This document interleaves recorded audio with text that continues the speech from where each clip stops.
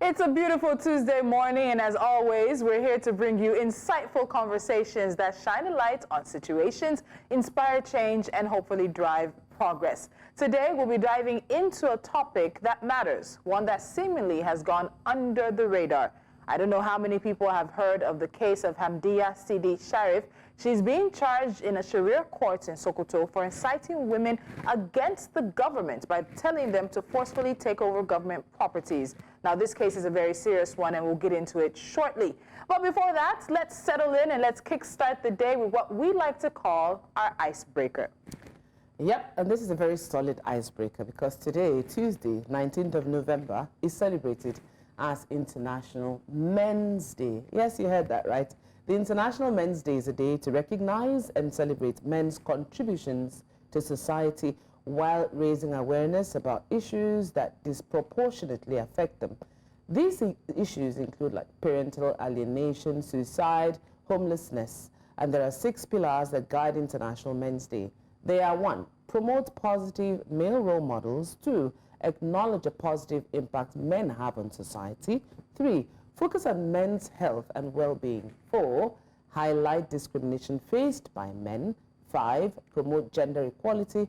And 6, work towards creating a safer and a better world for all. I'm glad to say that here on Jasiri, we have had several conversations on guests that focus solely on the issues that men face. We haven't been waiting for today. We've been doing it all year long. I mean, I'm glad that now more than ever we're having these conversations that relate to men, and it's actually one of the things that I love about Jasiri. While we are a women-led current affairs magazine show, we bring every conversation to the table, and I mean every conversation. And this year's theme is positive male role models, highlighting the importance of fostering open conversations about men's mental health and creating supportive environments where men can actually thrive. And today is the perfect opportunity for us to celebrate and recognize the men in our lives. I will go first. I want to celebrate one very, very stubborn, very, I don't know what to call him, but I mean, in all, he's still amazing. That's my brother, Victor Musugut. Didn't you tell us it's all his things, like prowess, like drummer, he's a drummer, he's a fine boy, he's a buff guy, he's multi-talented, he plays different musical instruments, guys, he's amazing. He's actually one of the best drummers in Africa, I say that a lot. I also want to celebrate my brother, my eldest brother, I couldn't get his picture, David, I love you. Next. Good. Yeah, I saw him once. Yeah. I've seen him drop because she shares it on her stories when he performs. As if he pays me. Or does he not put you up on his stories too? Do you think drumming is in the blood? Himself. Do you think it's in the blood? Or music?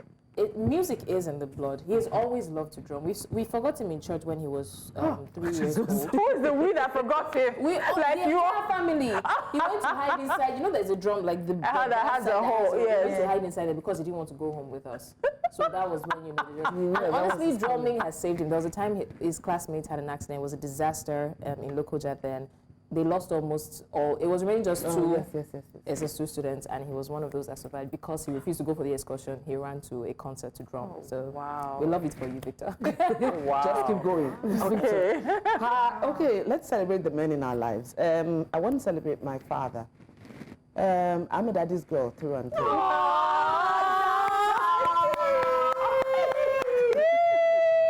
And he usually watches, so hi, Daddy!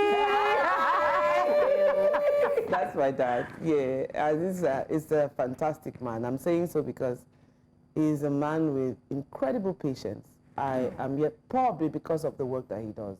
He's a surgeon, so I think, you know, that it goes without saying. I used to always say that if my mother was the surgeon, oh my God, it will not be her calling. But my father is a naturally calm man, always laughing. And whenever I'm upset, he gives me 2 days. Then he calls back, are you still upset? And he says it laughingly, and I laugh. And because of his quiet presence in our lives as children, my father wasn't the one to flog with the belt or discipline. He was the talker. He would converse with you. Like the therapist, he would make you see you, and then, you know. So my dad, It's the G. Yeah, man. I will not repeat what I said to Catherine behind. And that you have threatened her with in the group as well. All right, so I'm celebrating 2 men in my life. I will start with, like, this toss-up is a problem. I'll start with my husband. They said that you get married and you leave your family and you cleave. Yeah, Mr. B. I must read the picture. Ownership must show. What do you mean? I don't, Mr. B, it's like, Mr. B must show. I don't understand. When we last saw it was not like this. Oh, I have fed this man. I have fed this man to death. So this is my gist partner, my adventure partner. This man has dragged me to like 5 places around the world. You know, and I tell somebody, I don't know which of the ladies I told, and I think I told him recently that I wasn't sure if I was going to get married if I didn't meet him. I may not have gotten married because I was not very impressed with what was available in the dating pool. You know? And that was like 13 years ago, so that pool is much worse now. It's much more dear. So Rotimi has been absolutely fantastic. All my friends that meet him, this one here, they love him. And then they like him more than me. And the man was tunnel vision. in investing. The man refused. He's an amazing man. I never forget the day my car broke down. I was very upset. I was tearing. I was asleep. She posted on her WhatsApp that she needs a man. This is why I need a man. I was sleeping. I was ready to offer his mechanic. He would call me if I have to. I remember one time Ruth she had left our house. We had one of our, dinner parties or whatever. She left the house and she had a flat. My husband drove to Akwagbon. We could not leave. So when I met him, meeting his family and his circle of friends was just confirmation as to the type of man. And in all the years that we've been together, I've never regretted that. Then the second man in my life is my daddy dearest, Reverend Doctor. So you know this thing about you said about finding pictures? Yeah. I struggled. Like only official pictures or pictures with him and Corey Day, and I'm thinking to myself now, next time I go home to Obumasho, I need to make sure we do a photo shoot. Because he just tells me, just don't take pictures. I'm the last of 4. I'm daddy's girl, And the thing is, your daddy's your hero. Then you get to that young woman stage, you're like, am I sure I like this man? I love him, but am I sure I like him? And then as you grow, you understand our parents did the best they could with what they had, with the knowledge that they had. And raising 4 girls, first here in Nigeria, then in the US, it is not for the faint of heart, And I just have to give him a lot of props because they're the reason, him and my mom are the reason I'm the woman I am today. And then also in losing 2 children, we were 4, I said, we're now 2. I don't know how my parents do it, and I know it's part of his leadership as the head of the house, and I have to give my father props for that. So I celebrate my husband and my father today. We love you, Daddy. Reverend Doctor. All right, I guess I'm the last to bite this bullet. The 2 men are actually, I absolutely What is wrong with you being 2 men? Yeah. So just stay with one. Yes, hardly would I celebrate men that, that I partner with or couple with. And I have 2 people that have immensely affected my life. I would say first and foremost, I'll celebrate Michael Uba. I met AKA Ogbolo. That's my G. If it was Demola, I would give to, but Demola left for South Africa. But you see, ever since I met Ogbolo, he has maintained a particular space in my life. He has been I'll say Ogbolo makes me feel grounded. That if there's anybody I can defer to, cry with, explain myself to, he has never judged me for a day. And I've seen us go, even in the same circle. It's as if the water of life just keeps sweeping us in the same. And he's a great mentor for my kids now. I had crisis with my son during the holiday. He stepped up for me, and he was totally there. And I was siphoning him too on the side. I didn't even know. Uncle! I love you. I celebrate. He's a twin though, but you are me here. Really? And I have to celebrate a special man. He's my present partner. I hardly would ever be public about a man, but Mr. Lawrence. Mr. Easy. He has brought a lot of ease to my life, honestly. Very grounded, very... when you say you want someone for you, this is my own someone for me. And I absolutely adore him, and I think he's a great and amazing man. So Mr. Emmanuel Lawrence, I celebrate the man that you are for all of us in the house because he totally fathers us now. Even I, defers to him. Like, he likes to feel like Big Daddy Dope. So, Big Daddy Dope. She almost didn't know how to say his real name because she calls him Easy. And because we call him Easy too. We almost forgot the man's real name. Exactly. So I rather say Emmanuel Lawrence. If you tell me, I'll be like, who is that? Yeah, who's that? I'll just say Easy. What's up? That kind of thing. But it feels so nice. It feels so nice that we can celebrate men in this way so that they know that we appreciate the value that you bring to our lives. The ones that are bringing value to the lives of the women that are in their lives. So for every man out there who is, very, very instrumental or very, very involved in the lives of the people they love, we celebrate you. Absolutely. And you think you made a point about Obolo in terms of mentorship, and I think that's what, especially with men, realize they don't have to be your children. They don't have to be your sisters. They don't have to be your wives. They don't have to be your girlfriends. A lot of young boys need mentors these days. And a lot of young girls also need as well, but we're talking about men here. A lot of young boys need mentors. I was at an event over the weekend and they were talking about Fatherhood 101 and they had all men. I enjoyed the fact that an event about parents and babies had a panel that was all men. And I asked one of the guys, it was apropos doctor, I asked him about finding a tribe. Because with women, our support systems are sisters, aunties, mothers, friends. I know who I can call, but not men don't always, they have a tribe, but the support is not necessarily the way women find the same level of support. And he spoke about the fact that even as a father, you should already have a tribe before you're a husband, before you're a father. You already have that group of men who can keep you on the straight and narrow, who are not afraid to look you in the eye and tell you, and call you out. The F up, things like that. And I think it's really important that we're able to find men who are willing to mentor a new generation of boys. And I think we should stop this deception of, if a man is not in your life, it doesn't show. It shows. If you're lacking a father figure, it shows either emotionally, physically. It shows on the men-female Do you know how wonderful it is that you don't have to talk to plumber or mechanic? No, I love it. I don't know what the artisans in my house do. I don't know who the car was. My car is making noise. Take key. I collect key and I go. That's so good. But it's fine. Anyway, today is not. I'm begging you guys. Today is not a day for bass bros on social media and the typical gender wars conversations. Today, let's celebrate the men in our lives. And a few ways we can do that is taking a moment to appreciate the fathers, brothers, sons, friends, and colleagues even who positively impact your life. We can also share information about men's health, well-being, and the importance of financial stability, and overall encourage positive conversations. Let's spotlight men who are changing the narrative around manhood and masculinity to include kindness, self-care, and support. We celebrate the men in our lives today. We do. Now, we'll take a quick break, but when we come back, the country director of Amnesty International Nigeria, Issa Sanusi, joins us to look at the case of the Sokoto state government versus Hamdiyya Sidi Sharif. Stay with us. The details after this.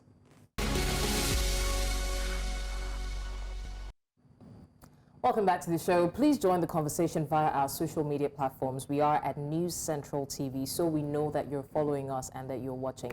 Right now, we want to delve into a critical and very sensitive topic that is not getting enough attention as it deserves. This is the case of Hamdiyya Sidi Sharif. Now, Sharif is facing charges in a Sharia court in Sokoto State, sparking widespread debate and raising important questions about justice, about rights and societal norms. What led to these charges? What does this mean for the legal and cultural landscape in Nigeria? And how can such cases be navigated to ensure fairness and equity? Well, joining us as we unpack this unfolding story and explore its broader implications is Amnesty International Nigeria's country director, Issa Sanusi. Mr. Sanusi, welcome to Jasiri. Thank you so much for having me this morning. You're very welcome. Thank you. All right, we'll just go straight into the conversation. Mr. Sanusi, we understand that Hamdiyya Sidi Sharif, who is just 18, by the way, was to be arraigned before a Sharia court in Achida town, Sokoto State. The government of Sokoto State is bizarrely accusing her of inciting women against the government by telling them to forcefully take over government properties. Before we get into the background of this story, please tell us if she was arraigned yesterday. Let's even start from there. So yesterday in the morning, she was arraigned before a Sharia court, and the judge asked her about her condition. You know, she was abducted last week, Wednesday. So he asked her about her condition to know whether she is fit mentally and physically to stand trial. She said yes, she is feeling much better. But they just said, okay, he's giving her 2 weeks. That is from yesterday to the 4th of December. Then the trial will be started.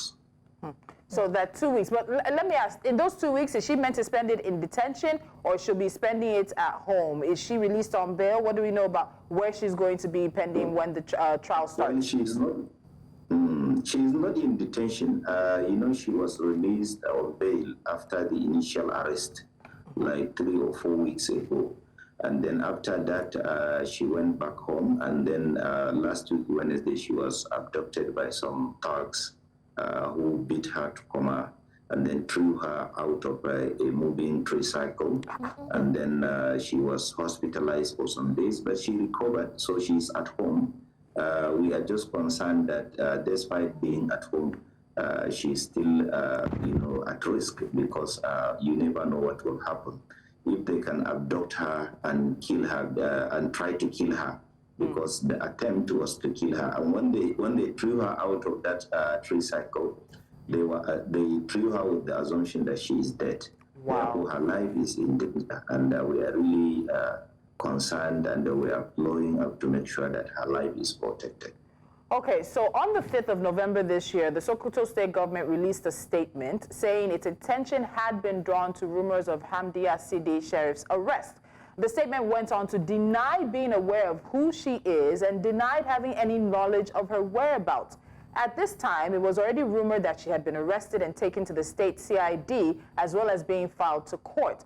Was the government lying with the statement they put out, or at that point in time, were other people pulling strings that the government was not aware of? Putting out a statement like this and then she's ending up in front of a Sharia court tells you that some dots are not connecting. Exactly. So as you know, we are all Nigerians and we know how all these things happen. If the state government issued that statement, I think that statement will make the state government guilty, because there is no way, the police on their own, go and carry out that kind of arrest and then charge without the backing of the state government. But if the state government is saying that it's not involved just for publicity sake and to exonerate itself from public criticism, but the issue is, why is the state government not concerned that a citizen of the state who came out to do a video encouraging women to make sure that they put their children through school, they get something doing, they get skills, and they don't allow the adversity of being displaced by gunmen to destroy their children and destroy their lives? Why would the state government allow the police to manhandle such a person, to charge such a person? The state government should have even sued the police for doing that. Therefore, I don't believe that narrative of saying that the state government is not aware. I don't believe that. Even if they are they are vehemently denying it, something is fishy here. And I don't think that given the precedent of what the state government has been doing to critics, anybody reasonably enough and with enough background of what is going on in Sokoto will believe that false statement from the state government. All right, so Mr. Sanusi, let's go back to the beginning of this entire story debacle for the benefit of those who just are hearing it about it for the first time. So Hamdiyya Sidi Sharif is an 18-year-old from Sokoto State who's been using social media, particularly TikTok, to call out the state government on the welfare of the people. The video that seems to have put her in the government spotlight was posted on the 2nd of November this year and now has over 562,000 views. She speaks Hausa in the video, but we did a translation. She introduced herself, of course, as Hamdiyya Sidi Sharif. Apparently, she had made a video before now urging the government to intervene on the security situation in Sabon Daji Wuno local government in Sokoto state. And now she's there with survivors to call on government once again. All right, so, and then we have the highlights of what she said. Yeah, there's some of the highlights of what she said in a video. We'll just itemize it one after the other. One of the pivotal things she said was that this community has been invaded in close successions at least 10 times. She said again that houses were burnt down and residents sent away. Thirdly, she said the town has over 500,000 residents, that all of them are now IDPs and are there as bandits have now occupied the community while the people of the town have become IDP, people living with the IDP camps. Fourthly, she said, during elections, politicians will throng to the community to seek for votes. She said again, no one from government, not chairman of local government, not members of the State House of Assembly, no government rep has come to their aid in any way. These are some of the highlights of what she said. Yeah, she also mentioned that she's never supported any politician and she's not been funded by any of them, and none of them can lay claims to supporting her in any way. She asked if they have seen or if they know the children of these popular politicians who come seeking their votes, and they answered in the negative. So she further said the politicians don't expose their own children, they protect them by giving them education. And then she urged them all to seek education because that is what gives you the most protection, better life and independence. And then she called on the government once again to support the downtrodden and those displaced from their homes. Now, at the end of the day, what we heard from the Sokoto State Police Command is that they dismissed reports alleging that she was arrested and detained for criticizing Governor Ahmed Aliyu. A statement by the Sokoto State Police Command PRO Ahmed Rufai said that she was arrested after a report was made to the police accusing her of inciting the people to violence. According to the statement, Sharif allegedly presented herself as a humanitarian worker who needed to make certain donations to the people, only to, in turn, to incite them to violence after gaining their confidence. She was reported to the police by the village head of Sabon Daji village in Warnu local government area. And the police added that during investigation, she admitted to inciting the police to violence. So, Mr. Sanusi, we've listed what she said in the main video. There are actually two videos, but in the main video that seems to have gotten her under the government spotlight. And then, of course, what the police are claiming now, that she was inciting people to violence. Let's look for the clarity and explanation in all of this. What do you make of the explanation from the police? What do you make of the things that she said? What it seems to be inciting in what she has said? Well, let me start by what she said. As a human rights activist, I know that place she is talking about. It is called the eastern part of Sokoto. As far back as 2009, when I was a journalist, I visited those places up to the place close to the border with Niger Republic. I can categorically tell you that you can never see any level of poverty that you will see in that place. That is as far back as 2009. Now, recently, some bandits, gunmen have taken over a lot of schools, a lot of villages. They have slaughtered women, they have slaughtered men. In fact, what they do in that area is that when they heard that there is a beautiful girl in a village that is about to be married, they will call the parents of the girl and ask them to drop the girl with them a day to her wedding. And they will sleep with the girl, rape her, and then return her back a day to her to matrimony. And they rape mothers in front of their children, in front of their daughters and their sons. They slaughter men. Recently, they slaughtered the emir of Gobir. Gobir is one of the founding emperors of Hausa land before the Sokoto Jihad in 1804. Gobir stretched all the way from that area up to Niger Republic. We have Gobir emirate in Niger Republic right now. And they abducted this emir who is over 76 years. They took him to a bush. The government didn't do anything about it. They did a video with him and with his cloth full of blood, his body battered, and they slaughtered him after ransom was paid to them. And every day, people in this place, especially the women and the children, they face atrocities. And that is why she did that video. Everything she said in that video, in fact, may even be termed as an understatement, because the atrocity and the adversity these people are facing is just unbelievable or unimaginable. No person who has conscience will sit down in government house or in any place to say that I'm a leader in this community while the people are suffering every day. They are begging even in Sokoto city itself. Therefore, what she said in those videos are just tip of the iceberg of what is going on in eastern part of Sokoto. They have refused to allow the people to even go to farm, because these people are poor. Most of them are illiterate. They never go to school. The only thing they rely on is farming. But they have prevented them from farming. If you go to farm, if they catch you, they will impose levy on your family, and then they will ask you. They will cut off your hand the next time they catch you. They say, okay, we will see which hand you will use to cultivate the land. Therefore, what Hamdiyya Sidi said in those videos is clearly true, and she should be applauded. She should be celebrated. You know, for a young girl in that kind of society of 18 years to be courageous enough to round up women and encourage them to take care of themselves. Because what is happening in the conflict in the north is that women and children are the highest victims, because they are abundant. Men can travel to any place and go, or they will be killed. So women are always the victims, and because they don't have education, they cannot even speak for themselves, not to talk of speaking for their children. Therefore, Hamdiyya spoke for millions of women in northern Nigeria whose life has been wrecked by these ruthless gunmen that are rampaging across the bush and forests of northern Nigeria.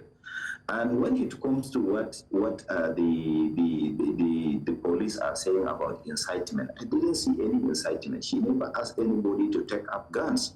And what are the police doing to Bello Turji and other notorious gunmen who are doing video and challenging the government openly? What are they doing about them? Is it these easy people that they think about? And when I come to the statement by the police that it has nothing to do with the state government and it is not about criticizing the governor, she criticized the governor in that video, and that was the reason why she was arrested and put through this ordeal. And what the police are saying, no one will believe it. I don't think anybody should believe what the police are saying. Police are just being used, or they are just allowing themselves to become a tool for carrying out this atrocity and repression and attack on human rights and freedom of expression. The police should be ashamed of themselves to be coming out and be talking about, incitement, while right at their backyard, every day there are people who are carrying guns, killing people. What are they doing about it? What are they doing? Therefore, if you look at what is going on and the whole scenario about Hamdiyya Sidi Sharif is just a case of utter failure of leadership, inability of people in position of power to clearly do what is right to protect the people. They have failed woefully. And now when you speak up against that, they will find a way to use some legal jargons. For example, one of the charges against her is that she is inciting women to take over the government property. What she was telling people, those women, is that, look, when you find a school or government building, don't go and be sleeping under trees. Go and stay there. And that is what is happening. Is that an incitement? Why is the government not giving those people a place to settle? Is it dignifying for women in Sokoto State to be roaming around the street begging with their children because gunmen have killed their men? Therefore, all these things about the police making a statement trying to exonerate state government, in fact, that statement had even made the police complicit, because the police is supposed to be an institution that is protecting the rule of law and making sure that there is rule of law and order. Therefore, if the governor said, go and arrest this person, they have the right to tell him that, no, we can't, because that person has freedom of expression. Unfortunately, our police cannot do that, and that is why they are putting out this shameful statement. I believe that in years to come, when we have more enlightenment in Nigeria, when we have more respect for human rights, that person who put out that statement would look at it and shame himself.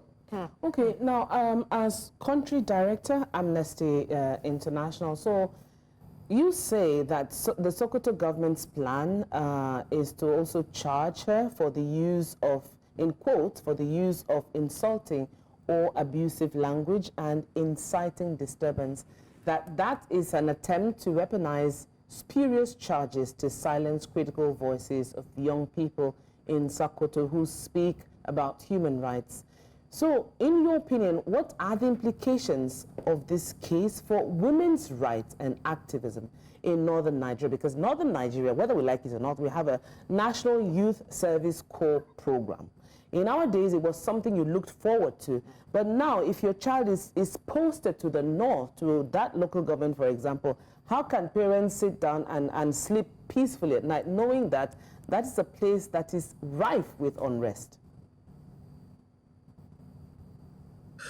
Yes, sorry, I didn't hear the latter part of your question, but if I got you right, you are talking about the situation in the north. Yes. I believe that, I believe that northern Nigeria is now in a position that it can be described as one of the most difficult places to live on earth. It's one of the places where we have the highest level of impoverishment in the world. We have a huge nutrition crisis, which is killing children even in cities like Kano. And we also have this banditry. We also have Boko Haram in the northeast. And at the receiving end of all these women and children, when you go to displaced persons camp, you found that their women are there. And the reason is women are always deprived in large cases in the rural areas. They are not allowed to go to school. They are married off very early without even knowing their left from their right. And when this tragedy struck their family, the only thing they can do in the absence of any skill is to beg and go around with their children. Therefore, what is happening is that northern leaders are yet to do anything concrete to deal with this issue. They are more bothered about politics, who get what and who becomes what. That is their priority, unfortunately. And I believe there will be a price to pay for this kind of negligence. Now, the issue is that right now in the north, the level of crisis and impoverishment is affecting everyone. Every one of us. I am a northerner myself, and I know these things. I know them firsthand. I'm not being told about them. And the situation in Sokoto is not different from other places. It is just the same in some parts of Kaduna State, some parts of Katsina State is almost overrun by bandits. Every day we receive reports.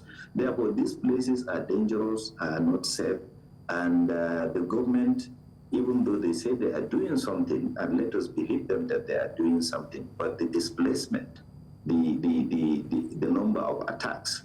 For example, yesterday, bandits went to a village in Zamfara State. You know, it's the time of harvest in the north, and it's the happiest moment in the life of a northerner, this time, the time of harvest. They went to a village where the people's farm is ripe for harvest, and they set fire to those farms. They set fire to dozens and dozens of farms and destroyed crops that are due. So sorry to interrupt you. Sorry to interrupt you, sir.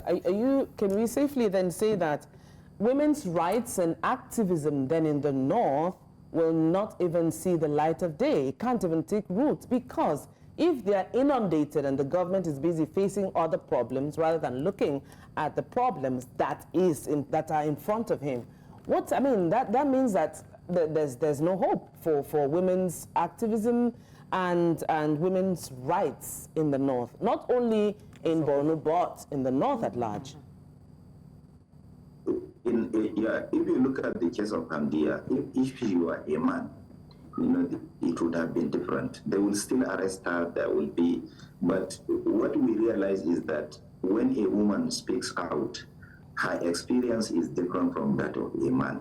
The atrocities she faced, the risks she faced, and the threats are different.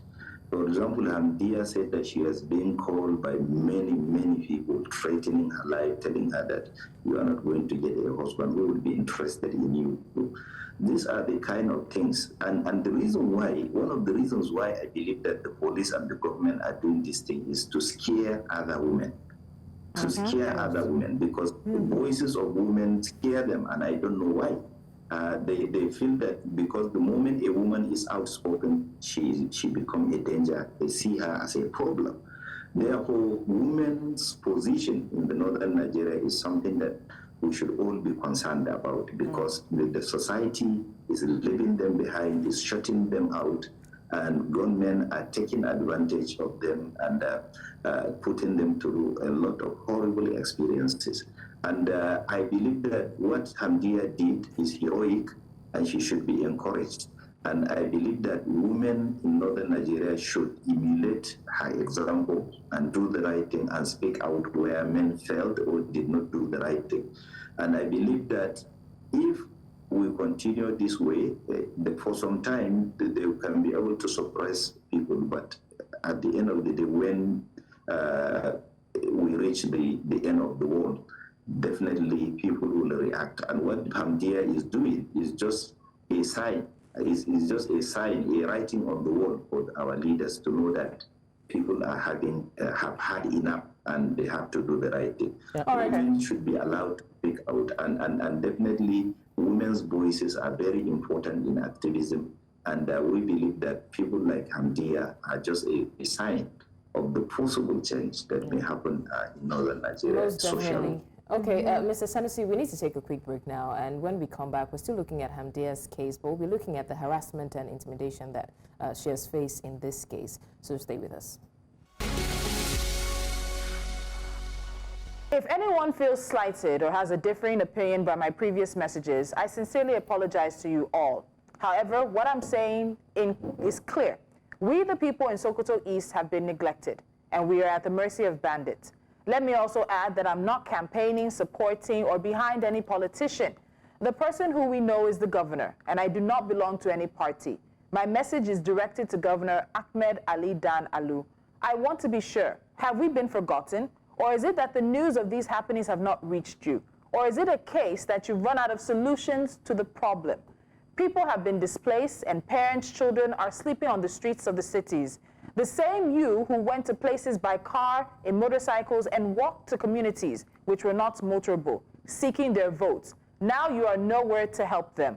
You have 4 or 8 years, or by some luck 12 years. Regardless of how long, you will face God's judgment. After you've been washed like every poor and downtrodden person washed before being interred in the soil. These are the words of 18-year-old Hamdiyya Sidi Sharif, who has now found herself in the eye of a storm in Sokoto State. You're watching Jasiri, and today we're shining a spotlight on this case. Our guest is the country director of Amnesty International Nigeria, Isa Sanusi. Mr. Sanusi, again, that was one of her more popular videos. I went to track them down on TikTok and get them translated. She goes directly at the governor on this. But at the end of the day, I think part of my question is not just for Sokoto State, but even governance and politicians around the country. We've seen the use of the Cyber Crimes Act as a way to also try to stifle dissent or get back at people who talk about them. Are our politicians too thin-skinned? Are they always worried about the people criticizing them overdoing their jobs? Why is it that her words have led to the fact that she's now facing a trial at a Sharia court in Sokoto? Well, what is happening to Hamdiyya is a reflection of what is happening largely in Nigeria. In Nigeria, we have people in power without a sense of responsibility. You will see people contesting election, taking up very important position to manage the lives of like 5 million people, like in Sokoto State, or 10 million people in other states. And they are always absent from their states. They don't feel that they are accountable to the people. And no one is holding them the account. The state assemblies that are in place to check them and make sure that they don't do any excessive spending of public funds unnecessarily. The state assemblies are just rubber stamp like the National Assembly. Therefore, the whole system does not have a check to make sure that people who have a sense of responsibility are in position of power. It's just power mongers and people who are desperate to amass wealth. I'm very sorry, it's not all of them, but largely this is what is happening. We have leadership without responsibility, and that is the problem. And another thing is that we are now in a situation whereby most of the people in position of leadership now in Nigeria were people who have had experience of military rule. They were born maybe during the military time. They have experience of military time. But what they tend to forget is that the majority of the younger people in this country don't know what military rule was. They don't even know, maybe they read about it, but they don't know what it is. They have social media, they have internet, which this class of our leaders or age group of our leaders did not experience, or did just experience it at the later part of their life. Therefore, people in this age are more free. There is more space for freedom. There is more space for personal expression of your views and opinions.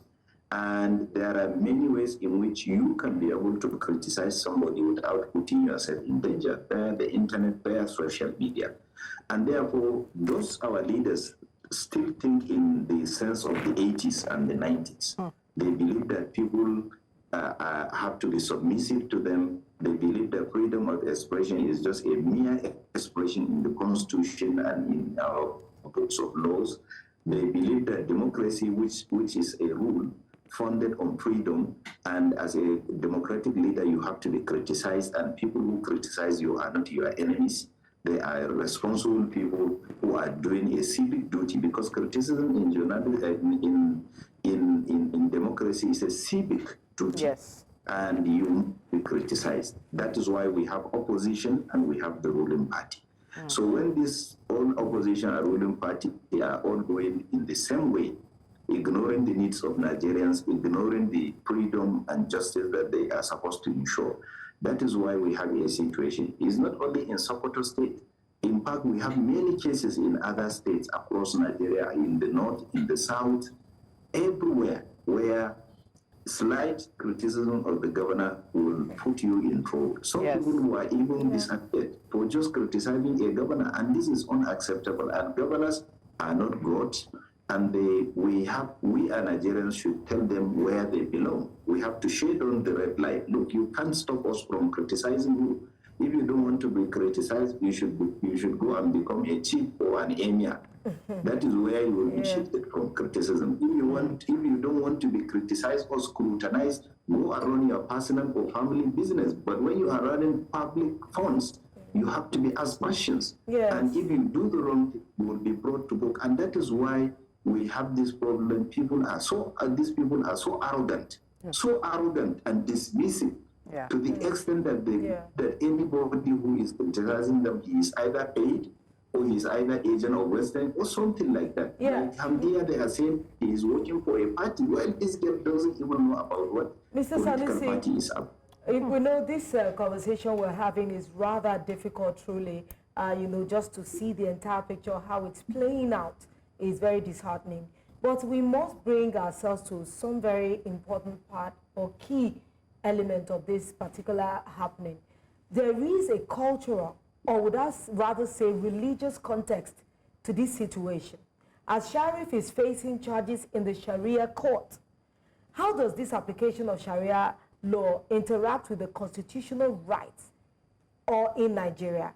Are there precedents along these lines that told these particular similar lines, similar cases? How were they resolved? Because this is an 18-year-old, just a young adult, and now they're putting out before the Sharia. How we know that the Sharia it doesn't really promote women's rights. So how is she going to fare? Well, I believe that, Nigeria is a secular country and the Constitution supersedes any other law. I believe in that, and I believe that is the case. So that is why whatever the government is trying to do through the Sharia court, whatever, I believe that it will not work, because the Nigerian Constitution and many rulings of the Supreme Court has made it very clear that no one should be denied his right to freedom of expression, no one should be denied his right to freedom of assembly. So therefore, whatever they do, probably she was taken to Sharia court maybe to scare her or to scare other potential critics, to tell you that, look, if you do this, this is what is going to happen to you. And the fact that they took her to the Sharia court tells you that the whole aim of the whole charade is just to intimidate and harass. And I believe that when the case resumes on the 4th, we are going to thoroughly follow up, and we will make sure that justice is done. We will make sure that her freedom and is not in any way denied just because she's a girl or just because she's a woman, and will not allow the manipulation of religion to do the wrong thing. I believe that those people that should be taken to Sharia court are those people who allow those displaced persons to be roaming the street begging, to have their children out of school for years. Those are the people that should be taken to the Sharia court, not that girl. Therefore, for years, we know this is a very familiar trick, whereby when you tell the truth or when you say this is the right thing to do, they will try to bring in a religion so that they will